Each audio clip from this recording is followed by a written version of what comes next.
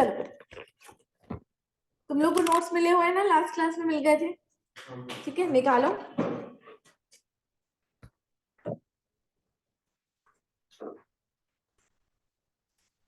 अपन बात करेंगे आज इनकम की, कॉन्सेप्ट ऑफ इनकम, ठीक है। अच्छा मुझे बताओ, कैपिटल रिसिप्ट और रेवेन्यू रिसिप्ट जानते हो ना तुम लोग, है ना। चलो डिफरेंस बताओ कैपिटल रिसिप्ट और रेवेन्यू रिसिप्ट के बीच में।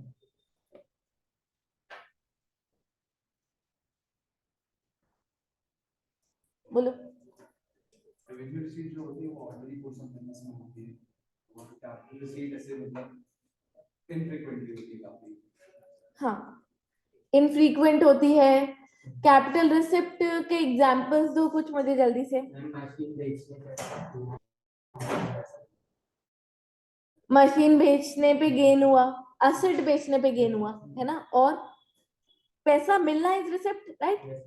तो अगर तुम्हारा नॉर्मल कोर्स ऑफ अर्निंग की इनकम नहीं है वो, ठीक है, तो वो क्या कहलाएगी, कैपिटल रिसिप्ट। अब जैसे मैंने किसी से लोन लिया तो मुझे पैसा मिला ना, तो वो भी तो कैपिटल रिसिप्ट ही हुई ना एक तरीके से, ठीक है। बहुत सारी कैपिटल रिसिप्ट इनकम टैक्स में टैक्सेबल नहीं होती है, कुछ कुछ कैपिटल रिसिप्ट इनकम टैक्स में टैक्सेबल होती है। जैसे कि असेट बेच के गेन आया वो टैक्सेबल है, ठीक है, बट लोन लिया, लोन लेके जो पैसे आए वो टैक्सेबल नहीं है, ठीक है।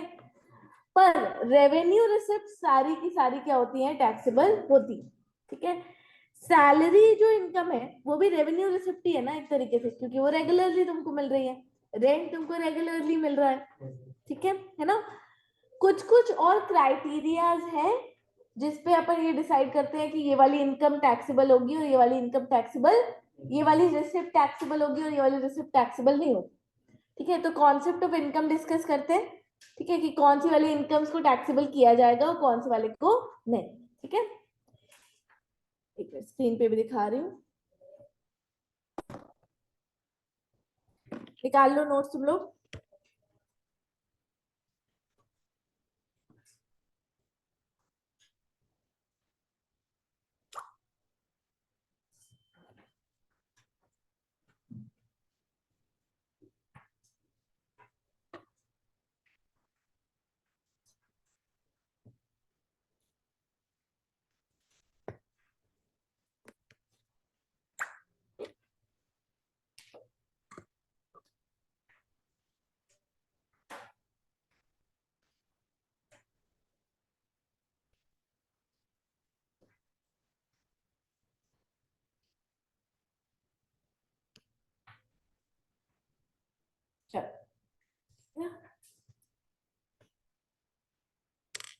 कॉन्सेप्ट्स ऑफ इनकम,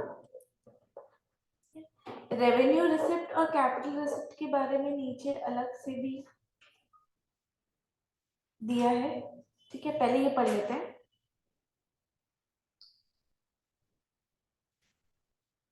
है ना, फिर बाकी के क्राइटेरिया भी डिस्कस कर लेंगे, ठीक है ना। रेवेन्यू वर्सेस कैपिटल रिसिप्ट, ठीक है।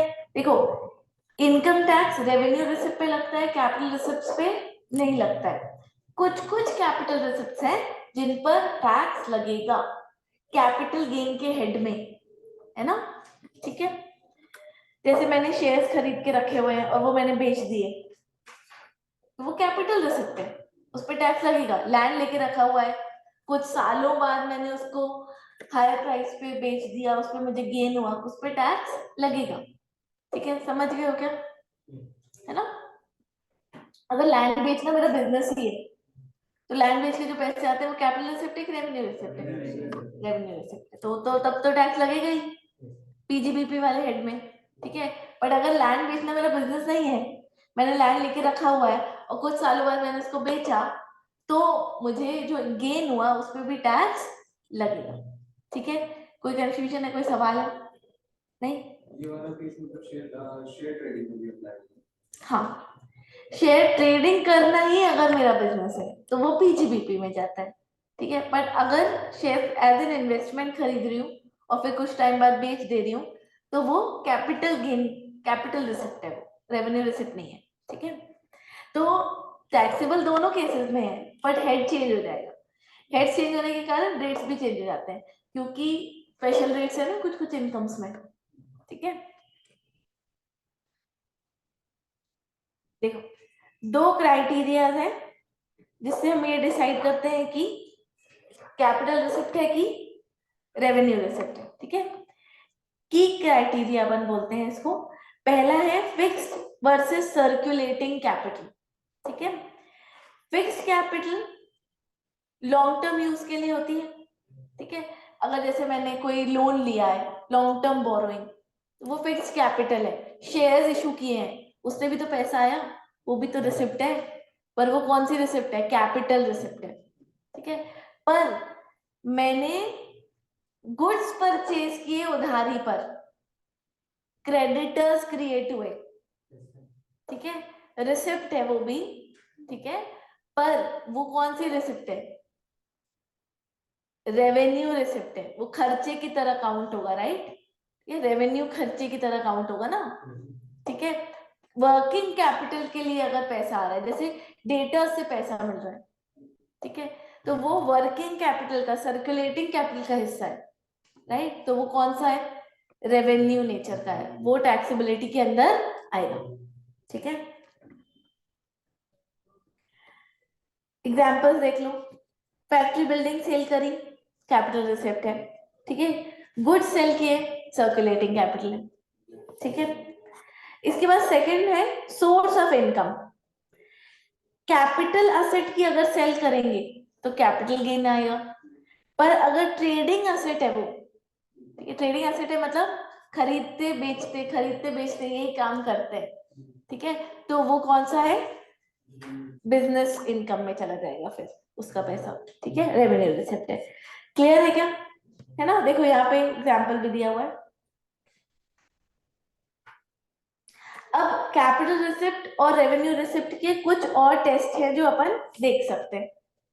ठीक है ना? ये टेस्ट अभी काम नहीं आएंगे, ये टेस्ट अपन को पीजीबीपी और कैपिटल गेम में काम आएंगे। तो मैं बहुत ही शॉर्ट में तुम लोगों को भी बताती हूँ, क्योंकि ये उनको वापस वहां पे पढ़ना ही है। ठीक है, देखो इन लोगों ने बोला है सबसे पहला transaction in the course of business. ये तो अपन ने बोल दिया कि अगर in the course of business है, ठीक है, तो वो रेवेन्यू रिसिप्ट है, बट अगर वो in the course of business नहीं है तो वो कैपिटल रिसिप्ट होगा। ठीक है, फिर profit on sale of shares and security. ठीक है, यहां पर आपको देखना पड़ेगा इंटेंशन, कि आपने किस इंटेंशन से परचेजिंग करी है। ठीक है, determine by the intention behind acquiring shares. ना क्या इंटेंशन हो सकती है बेटा? दो, इन्वेस्टमेंट या फिर ट्रेडिंग। अगर ट्रेडिंग इंटेंशन है तो पीजीबीपी, और अगर इन्वेस्टमेंट है और फिर बेच रहे हैं तो कैपिटल गेन। दोनों केसेस में टैक्सेबल है। ठीक है, फिर single transaction on as business. Income tax में बोलते हैं कि सिंगल ट्रांजैक्शन भी बिजनेस की तरह काउंट हो जाएगा, ये पीजीबीपी में पढ़ेंगे।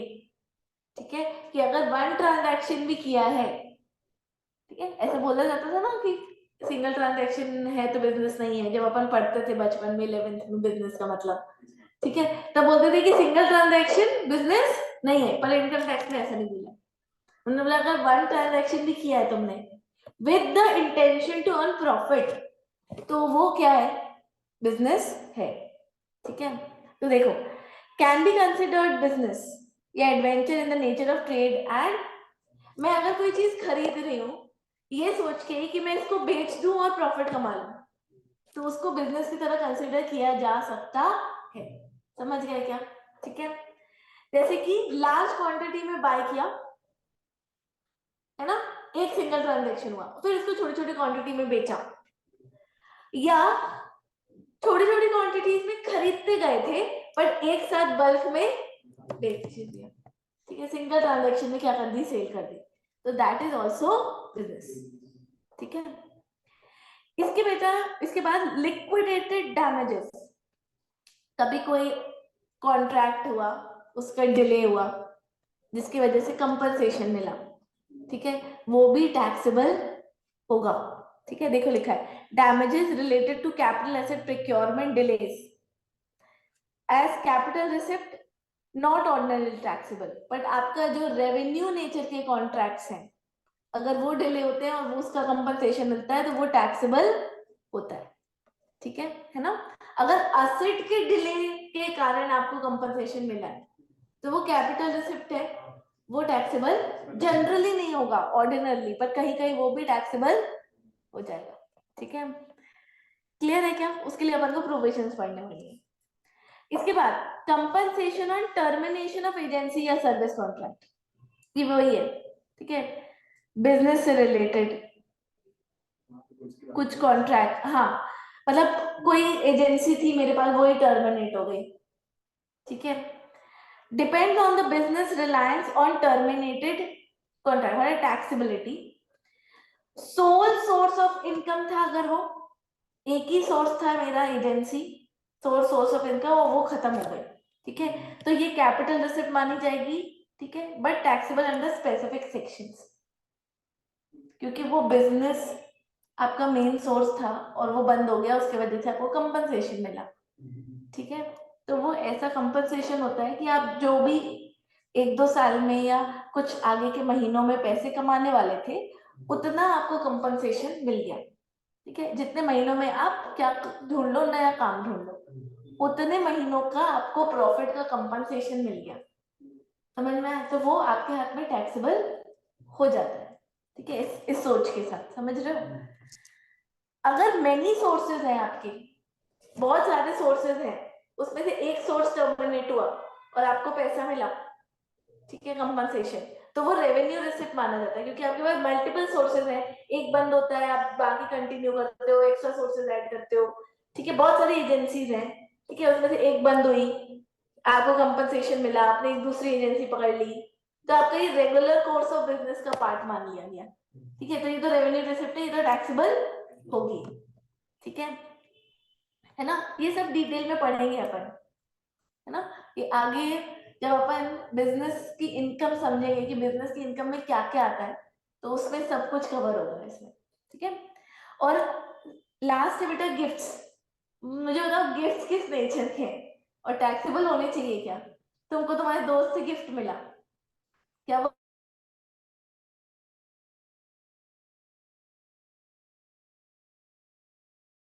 इनकम है तुम्हारी? टैक्सेबल होनी चाहिए, सोच के देखो ना यार। अच्छा, तो अब टैक्सेबल हो जाएगी। तुमने मुझे गिफ्ट दिया, मेरे हाथ में टैक्सेबल नहीं है। ठीक है, तुम मुझे अगर फीस देते हो तो वो मेरे हाथ में टैक्सेबल है। मैंने बोला तुम पढ़ लो, मुझे गिफ्ट दे देना, फीस मत दो। फिर मैंने तो यहाँ पे घपला कर दिया, है ना। या मुझे मेरे रिश्तेदार से, या मुझे क्या करना है, मुझे मेरे पास ब्लैक मनी है, ठीक है, खूब सारा कैश, मुझे उसको वाइट करना है, तो वो कैश मैंने अपने रिश्तेदार को दिया और मैंने बोला कि तुम मुझे ये गिफ्ट दे दो। ठीक है, क्योंकि गिफ्ट मिलना तो टैक्सेबल है नहीं तुम लोग के हिसाब से, बट इनकम टैक्स वाले बोला नहीं ऐसा नहीं चलेगा। एक स्पेसिफिक अमाउंट फिक्स किया गया है, अदर सोर्सेज में पढ़ेंगे, स्पेसिफिक अमाउंट के ऊपर अगर गिफ्ट मिलता है, ठीक है, इमीडिएट जो रिश्तेदार है, रिश्तेदारों का मतलब भी सीखेंगे अपन इसमें। ठीक है, बहुत इंटरेस्टिंग सेक्शन है, पूरे रिश्तेदार ऐसे ड्रॉ किए जाते हैं उसमें, है ना। तो जो इमीडिएट रिश्तेदार हैं, जैसे माँ बाप, दादा दादी, बच्चे, उनसे स्पाउस, उनसे अगर गिफ्ट मिलता है तो चलता है, पर अगर उस रिश्तेदारों के दायरे से बाहर किसी रिश्तेदार से गिफ्ट मिल रहा है या दोस्तों से गिफ्ट मिल रहा है स्पेसिफिक अमाउंट के ऊपर, तो वो टैक्सेबल हो जाता है आपके यहाँ। ठीक है, समझ रहे हो, है ना। तो वो अपन कहाँ कवर करेंगे, अदर सोर्सेज में। आ जाओ अपन कॉन्सेप्ट ऑफ इनकम थोड़ा सा और डिस्कस करें। क्योंकि जो मतलब इमीडिएट रिलेटिव्स होते हैं, इमीडिएट जो क्लोज हमारे जैसे स्पाउस हो गया और माइनर चाइल्ड हो गया, उसकी इनकम हमारे ऊपर हो जाती है इस कारण। वो तो अलग है, ठीक है, पर अगर जैसे मान लो मेरे पेरेंट्स मुझे कुछ गिफ्ट दे रहे हैं, ठीक है, तो वो मेरे हाथ में टैक्सेबल नहीं होगा, वो कितना भी दे सकते हैं मुझे, समझ में? या जैसे मेरी शादी हुई अभी, तो मुझे शादी में जितना भी मिला, जितना भी मिला, ठीक है, वो सब मैं दिखा सकती हूँ, उसमें से कुछ भी टैक्सेबल नहीं, ठीक है, क्योंकि शादी की ओकेजन में गिफ्ट मिलना इज नॉर्मल, ठीक है, तो शादी में आप कितना भी गिफ्ट दिखा सकते हो, पर कोई भी शादी के अलावा कोई और ओकेजन को कवर नहीं किया, बर्थडे को कवर नहीं किया, समझ में आया? उसमें अगर आपको फ्रेंड से या बाकी दूर वाले रिश्तेदारों से कुछ मिल रहा है स्पेसिफिक अमाउंट के ऊपर, तो वो आपके हाथ में टैक्सेबल हो जाता है। हाँ, शादी में तो ब्लैक मनी को ऐड कर सकते हैं, बिल्कुल कर सकते हैं।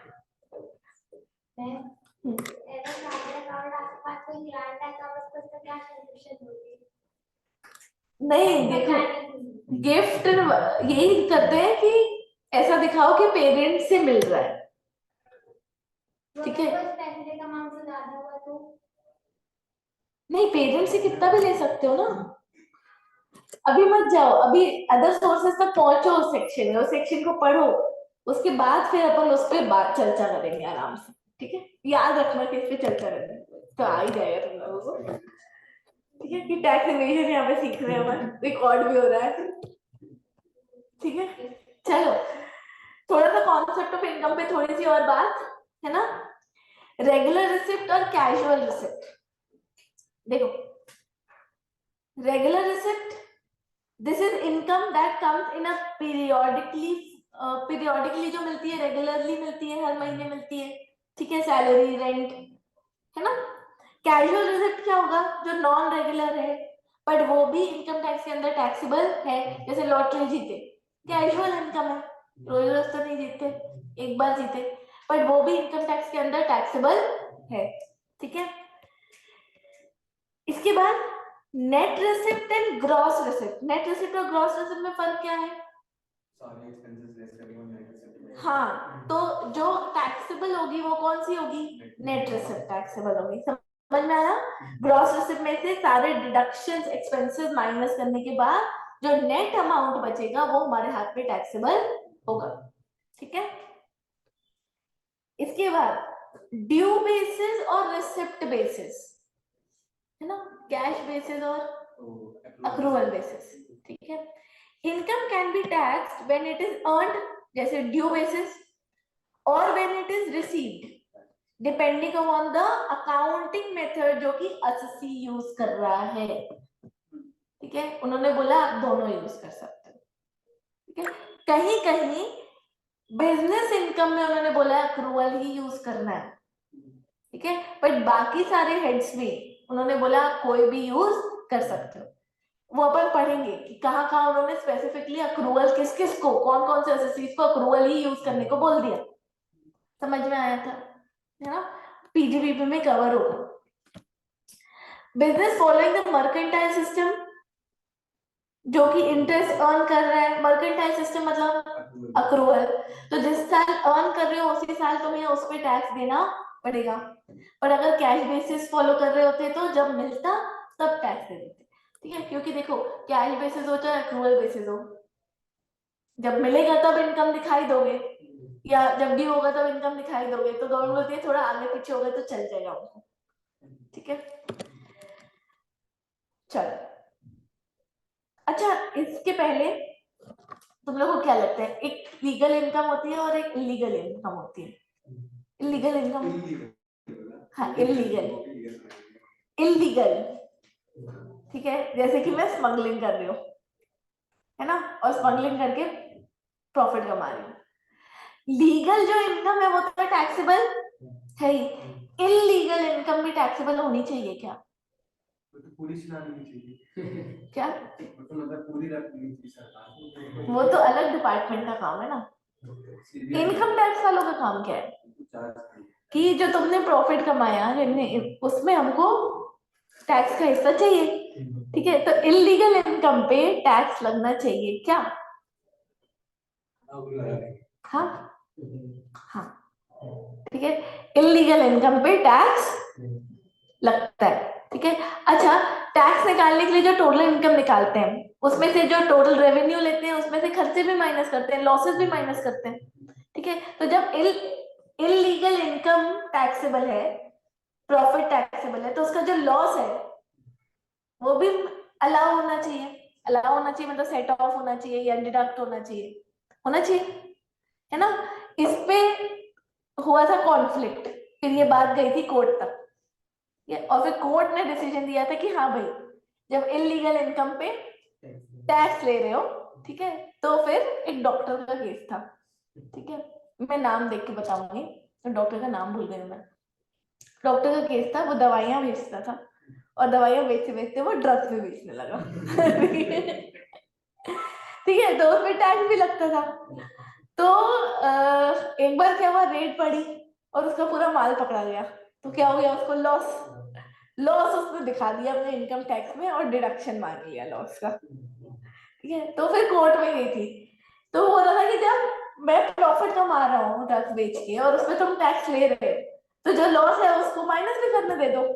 तो कोर्ट ने फिर अग्री किया था कि हाँ, जब तुम इनकम टैक्स में उसको इनकम की तरह ट्रीट कर रहे हो तो उसका लॉस भी माइनस होगा, ठीक है।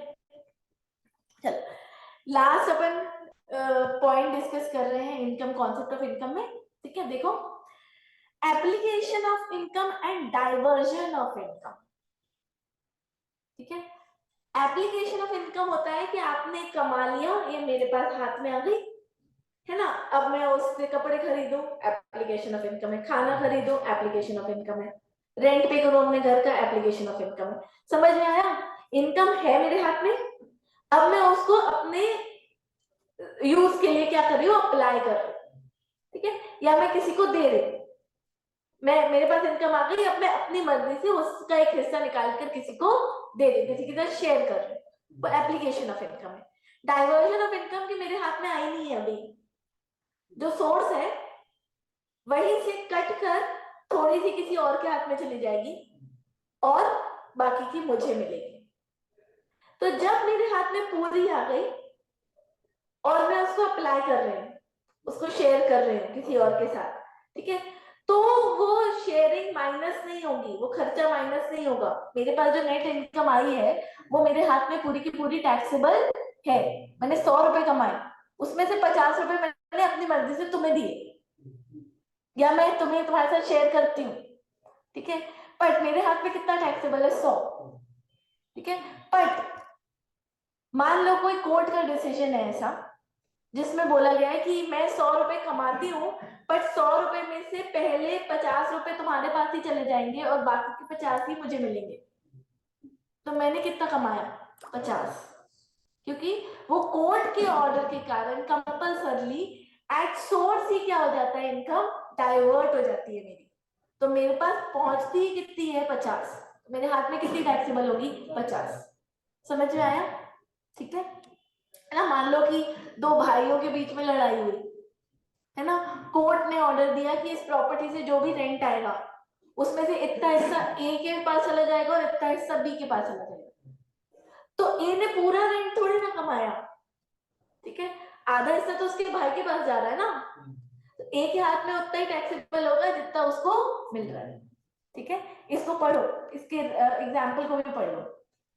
If Anil has to pay 50,000 from his rent directly to his brother due to court order, Anil doesn't include this in his taxable income, क्योंकि कोर्ट ऑर्डर के कारण डायरेक्टली पैसा उसके भाई के पास चला जाता है, डाइवर्जन ऑफ इनकम।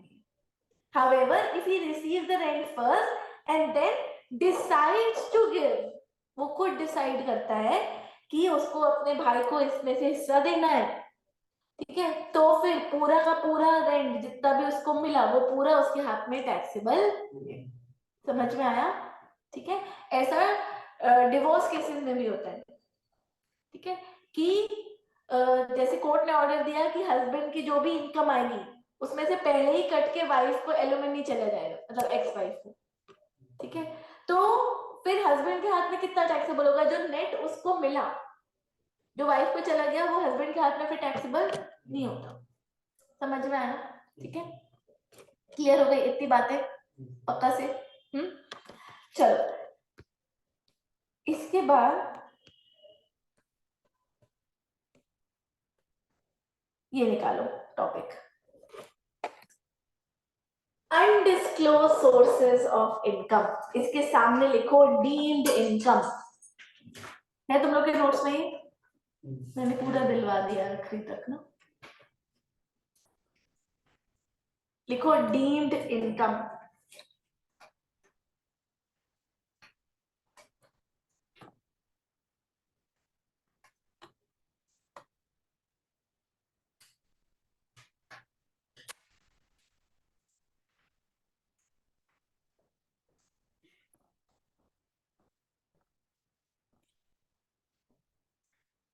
अब समझना ये क्या है।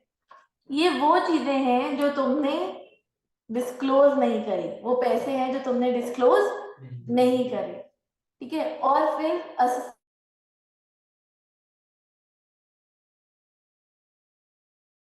ऑफिसर, असेसिंग ऑफिसर कौन है? इनकम टैक्स डिपार्टमेंट का ऑफिसर जो चेक करता है सबकी इनकम्स को, ठीक है। उसने पकड़ा, ठीक है, और तुम उसको एक्सप्लेन ही नहीं कर पाए कि ये इनकम तुम्हारे पास कहाँ से आई, ठीक है। उसी के अलग अलग सेक्शन है ना। तो देखो, सबसे पहला है कैश क्रेडिट, सेक्शन 68, ठीक है। कैश क्रेडिट, तुम्हारी अकाउंट्स की बुक्स में कोई अमाउंट तुमने क्रेडिट किया है, ठीक है। जैसे मान लो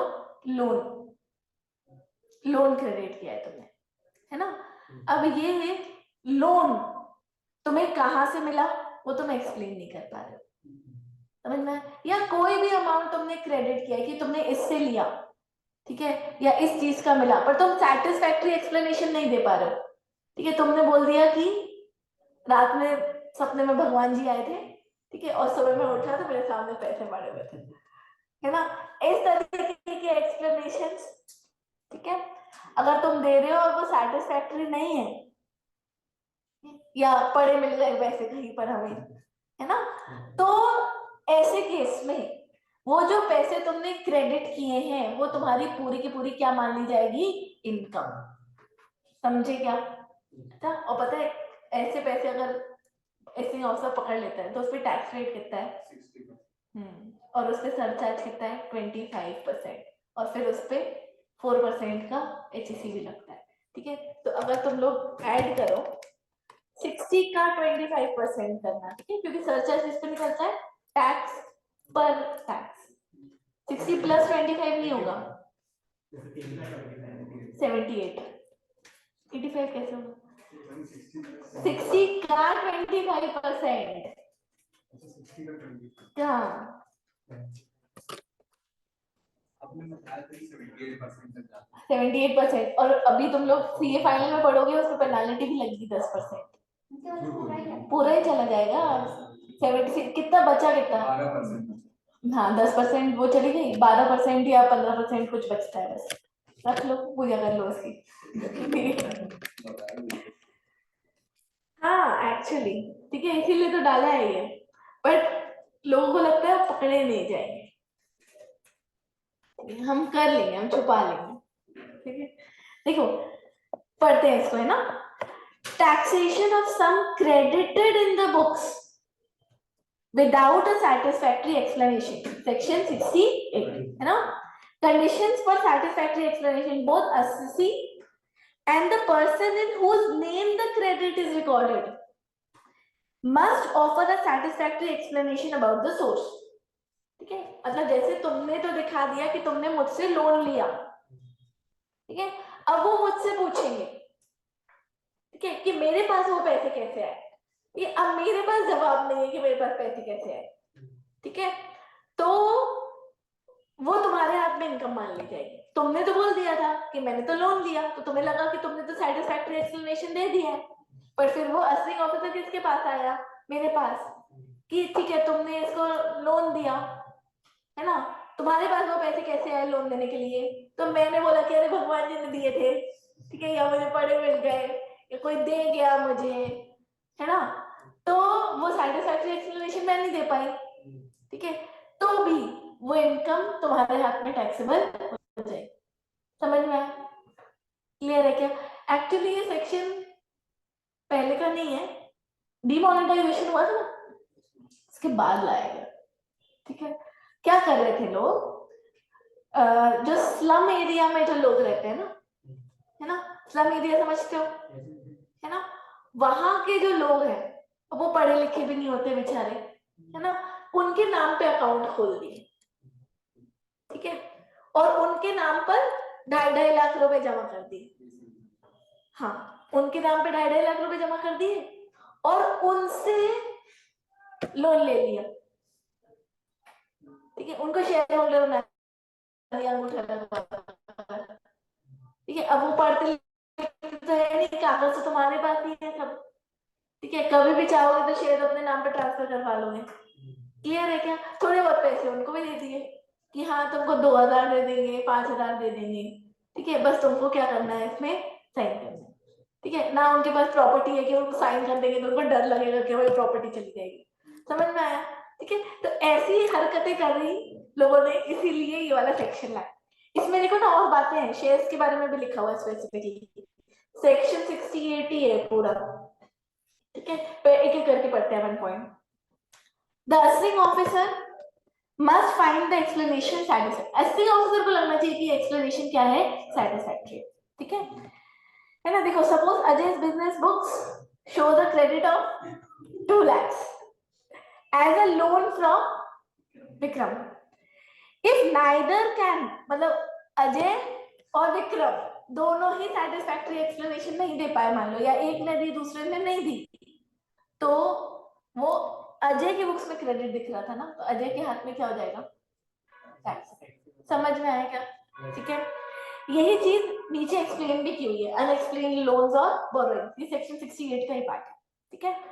देखो, for a loan or borrowing to be considered legitimate in the eyes of tax authorities, 2 main conditions must be satisfied: verification of creditor, individual or entity who in whose name the credit is recorded, मतलब किससे लिया, जिसके नाम पे recorded है उसको भी satisfactory explanation देना जरूरी है, क्योंकि हम तो बोल देंगे कि हमने विक्रम से लिया, ठीक है, बट विक्रम अगर नहीं बोल पाया कि उसके पास पैसे कहां से आए, तो वो हमारे हाथ में क्या हो जाएंगे, टैक्सेबल हो जाएंगे।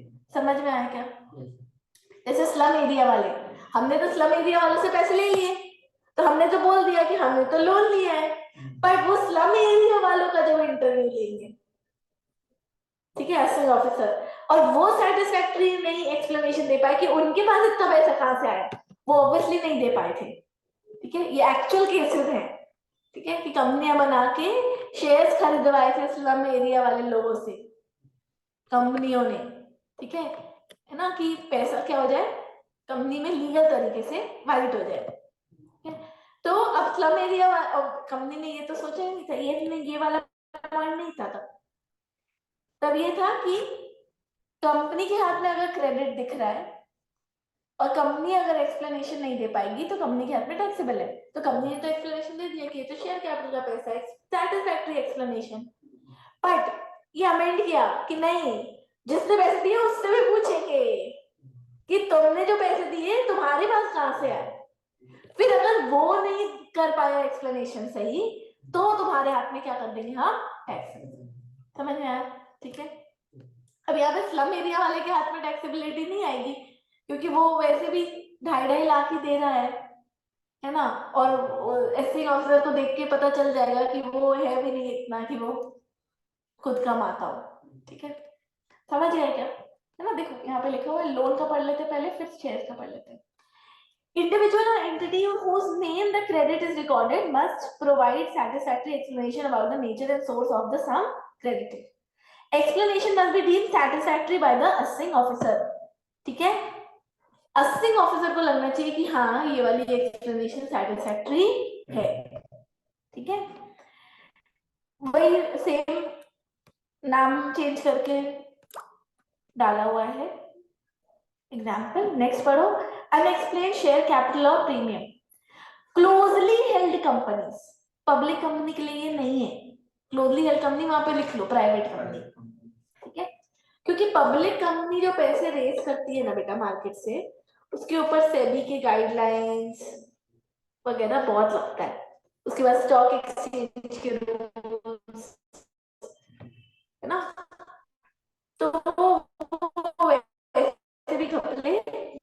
नहीं करते।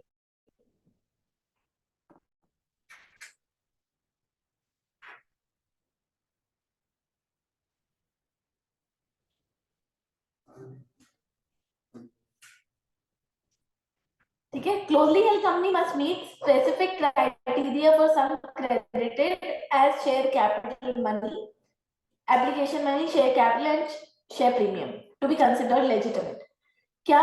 द रेसिडेंट इंडिविजुअल और entity whose name the credit is recorded is must explain the nature and source of the sum।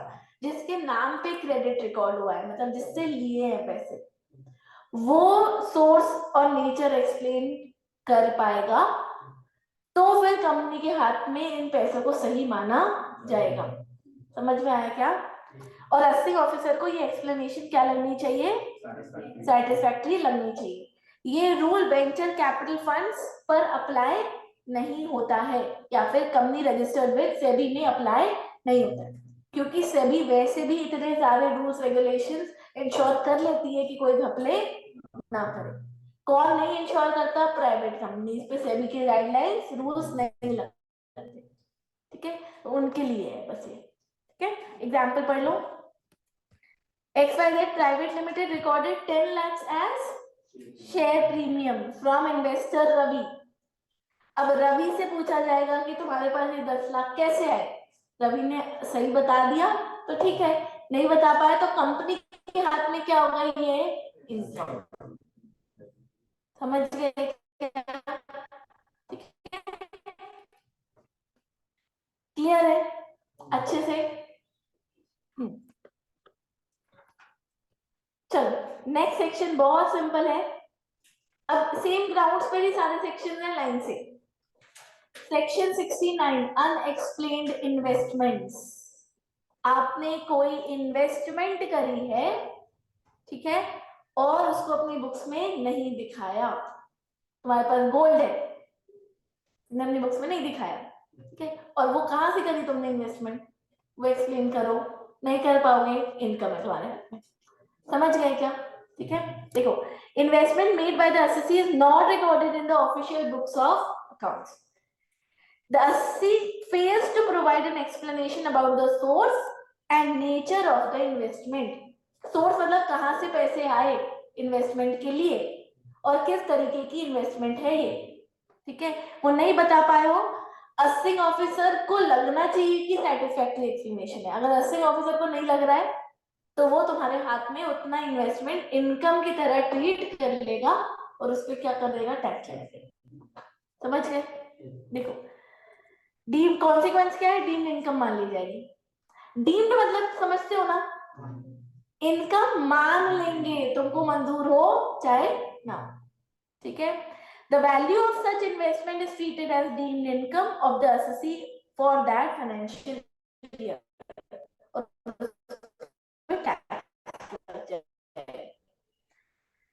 Clear? ठीक है, एग्जाम्पल रीड करो। प्रॉपर्टी खरीदी 50 लाख की, but does not record this investment in the books of accounts during the assessment year 23-24. AO noticed this unrecorded investments. A fails to provide a satisfactory explanation for the source of this. ठीक है, कभी कभी वो ना indirectly भी पकड़ लेते हैं। पता है, तुमने घर खरीदा तो तुमने जिसको पैसे दिए होंगे उसके पास पैसे आए होंगे, वो पैसे कहीं कहीं लगा रहा होगा, तो एओ ने उसको पकड़ा होगा कि तुम्हारे पास पैसे कैसे आए। वहां से तुम्हारा पता चला होगा कि तुमने प्रॉपर्टी खरीदी है, तो वहां से उसको ये पता चला कि तुमने इन्वेस्ट किया है, जो कि तुमने कहीं नहीं दिखाया हुआ है। तो वहां से उसने तुमको पकड़ लिया कि बताओ भाई ये इन्वेस्टमेंट कहाँ दिखाई तुमने, कहाँ से आए पैसे इन्वेस्टमेंट करने के, और नहीं बता पाए तो इनकम है तुम्हारी। समझ गए? ठीक है, एक एसएससी से दूसरे एसएससी पर आ जाते हैं कभी कभी। ठीक है, the AO decides that 50 lakhs spent on the property will be treated as is deemed income और वो टैक्सेबल हो जाएगी। समझ गए? चलो, अनएक्सप्लेन्ड मनी बुलियन। बुलियन का मतलब समझते हो? बिस्किट, सोने के। या ज्वेलरी एक्सेट्रा। ठीक है, 69A है ये section. Ownership identification, the assessee is found to be the owner of specified assets. Specified assets मतलब ज्वेलरी, बुलियन, मनी, कैश मिला है तुम्हारे पास, ठीक है। These assets are not recorded in the official books of accounts, ठीक है। The assessee must provide an explanation of the nature and source of acquisition. तुमने gold खरीद के रखा हुआ है, सोने के बिस्किट खरीद के रखे हुए हैं, कहाँ से है तुम्हारे पास पैसे वो सोने के बिस्किट खरीदने के, वो बता दो। नहीं बता पाए तो तुम्हारी इनकम है, ठीक है। वो रेट वगैरह में पकड़े जाते हैं, सोने के बिस्किट, कैश, ठीक है। तो वो जो मिलता है उसका एक्सप्लेनेशन दो कि ये इतना सारा ज्वेलरी कहाँ से आया, ठीक है। तो नहीं एक्सप्लेन कर पाए तो क्या होगा, मान लेंगे, ठीक है। सोने का बिस्किट अगर चोरी करके रखा हो किसी ने, जैसे मतलब वो प्लेयर्स वगैरह भी करते हैं, अगर कोई छोटा मोटा आदमी और उसी घर में, तो बेटा उसके घर में रेट थोड़ी ना होगी, वो किसी को पता ही नहीं चलेगा कभी। वो जब बेचने जाएगा तो हो सकता है कि फिर पता चले, समझ में आया, ठीक है। जैसे किसी इंसान को 10 लाख रुपए मतलब मिल गए पड़े बड़े, और वो छोटा मोटा आदमी फिर यूज कर लेगा, कुछ नहीं होगा उसका भी कुछ नहीं। हाँ, कहाँ है सब, हर घर में कहाँ से पहुंचेगा income tax department. If the explanation is not provided, हाँ तुम, पुलिस जरूर पकड़ने की कोशिश करेगी, क्योंकि जिसके घूमे होंगे वो भी तो पुलिस के पास जाएगा ना। इनकम टैक्स वाले नहीं आएंगे, पुलिस आ सकती है घर, समझ गए क्या। फिर पुलिस आएगी तो वो तुमसे पैसे वापस ही ले लेगी वैसे भी, तो क्या है। अगर कोई ज्वेलरी खरीद लेगा पैसे तब बस पकड़ा जाएगा। नहीं, अगर ज्वेलरी वो खरीदेगा कैश में और कोई बिल विल नहीं होगा तो फिर नहीं पकड़ा जाएगा। आजकल तो ज्वेलरी वालों को भी कंपलसरी हो गया है ना जीएसटी लगाना वगैरह, तो वो बिल देते ही है जीएसटी वाला, ठीक है। If the explanation is not provided और अनसैटिस्फैक्टरी है तो एक्शन ले लिए जाएंगे। एक्शन क्या है कि जो भी असेट, मनी, बुलियन, ज्वेलरी मिली है तो तुम्हारे हाथ में क्या है, टैक्सेबल डीम्ड इनकम मान ली जाएगी, ठीक है। क्लियर है क्या। एक्सप्लेनेशन देख लो इसका।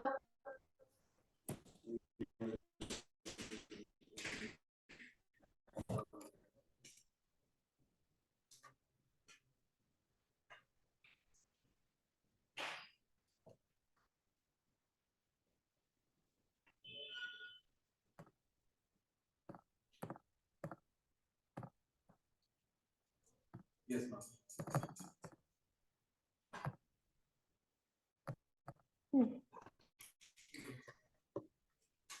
बढ़िया,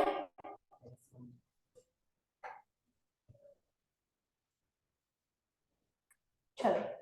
amount of income not fully disclosed, investment not fully disclosed.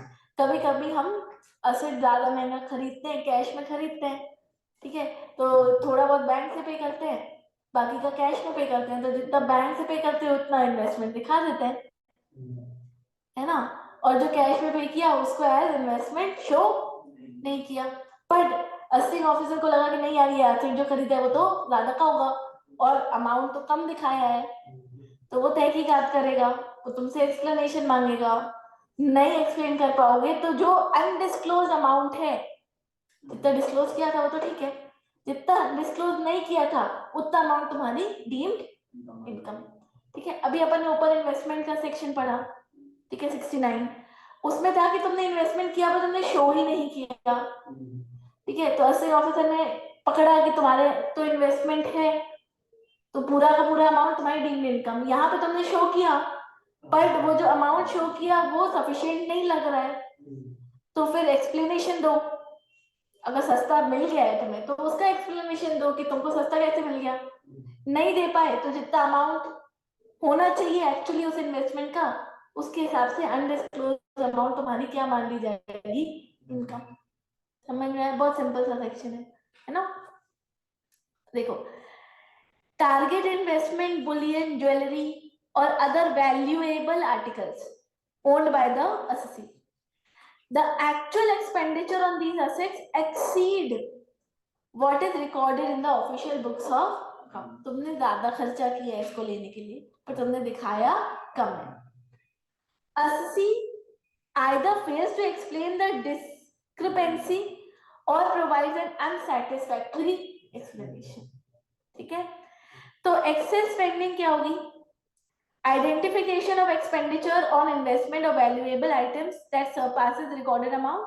AO place, ठीक है, AO क्या करेगा? एक्सप्लेनेशन वेरीफाई करेगा कि सही मिल रही है कि नहीं. डीम्ड इनकम मान ली जाएगी बेटा. एक्सेस अमाउंट जो भी है वो तुम्हारी डीम्ड इनकम मान ली.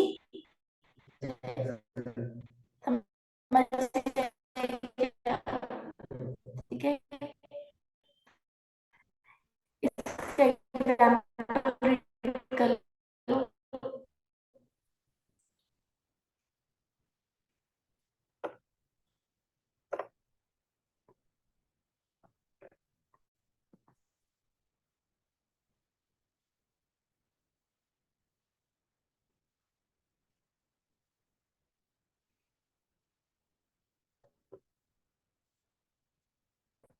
हो गया, समझ में आ गया है ना, सिंपल है ना.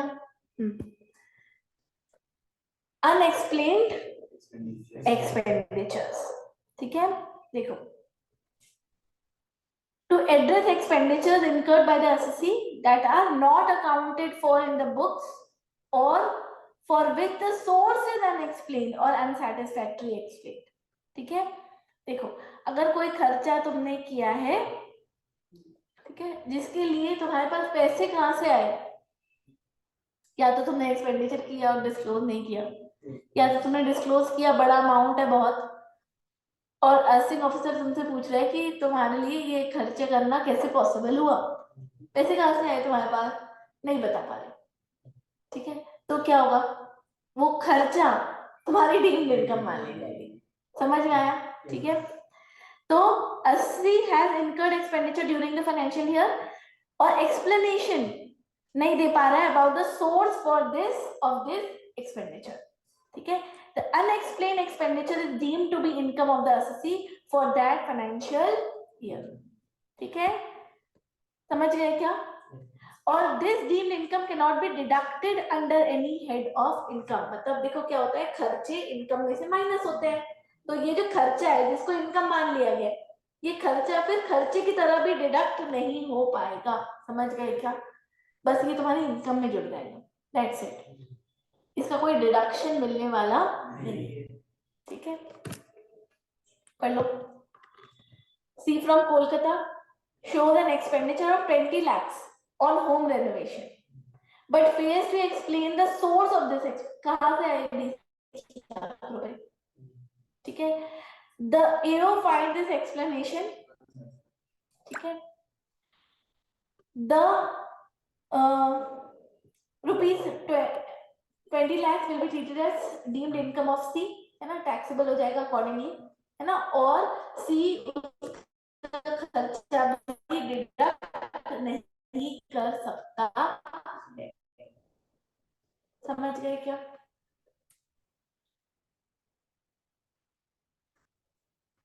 चलो, इसी कैटेगरी में आखिरी सेक्शन है. ठीक है, अमाउंट बोरोड और रीपेड ऑन हुंडी. हुंडी सुना है तुम लोगों ने? पुराने जमाने का बिल ऑफ एक्सचेंज है. बिल ऑफ एक्सचेंज तो जानते हो ना? ठीक है, bill receivable, bill of exchange, promissory note, ये सब नेगोशिएबल इंस्ट्रूमेंट एक्ट के अंदर कवर होते हैं. ठीक है, और इनकी जो भी पेमेंट्स होती है, छोटा अमाउंट है तो कैश पे चलता है, वरना तो बैंक से ही रूट होता है. पर हुंडी चलता है पुराने टाइम से. ठीक है, अभी भी कहीं कहीं गांव में हुंडी यूज होती होगी फॉर पेमेंट्स.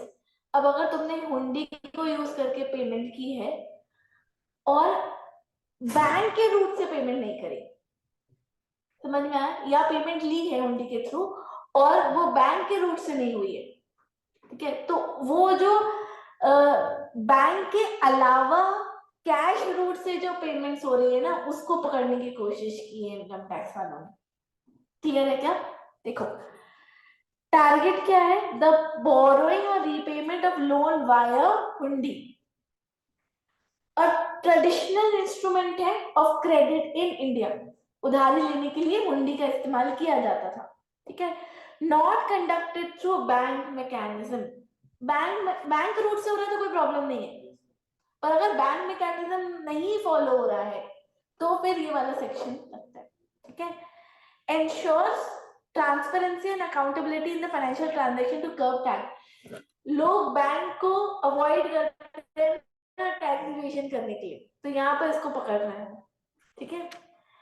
देखो, involves transaction conducted through hundi rather than formal banking channel. Repayment not via account pay check और इलेक्ट्रॉनिक बैंकिंग नीड। अगर आपने हुंडी से पैसे लिया और आप उसकी रीपेमेंट कर रहे हो, और रीपेमेंट अब अकाउंट पे चेक या इलेक्ट्रॉनिक बैंकिंग सिस्टम से नहीं कर रहे हो, ठीक है, तो जो भी आप रीपेमेंट कर रहे हो हुंडी के थ्रू, वो पूरा का पूरा आपके हाथ में क्या है, डीम्ड इनकम, ठीक है।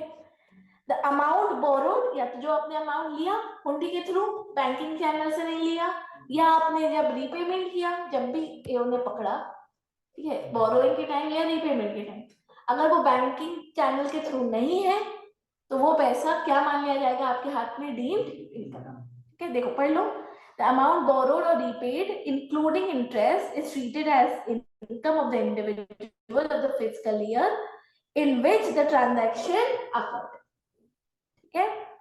The income is subject to taxation, ठीक है। डबल टैक्सेशन नहीं होगा, या तो बोरो करते टाइम आपके हाथ में टैक्सेबिलिटी आएगी, या तो रीपेमेंट करते टाइम। समझ में आया क्या? देखो, if the borrowed amount on hundi is deemed as income, the repayment of this amount will not be taxed, subject to taxation. क्योंकि बोरो करते टाइम वही अमाउंट क्या कर लिया था, टैक्स में ले लिया था, तो अब वही अमाउंट जब रीपे कर रहे हैं तो वापस से उसके ऊपर टैक्सेबिलिटी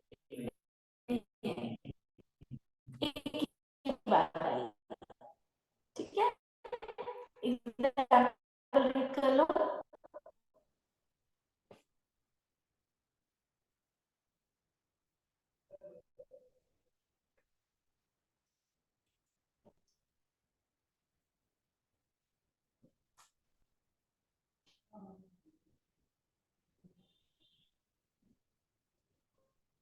और 50,000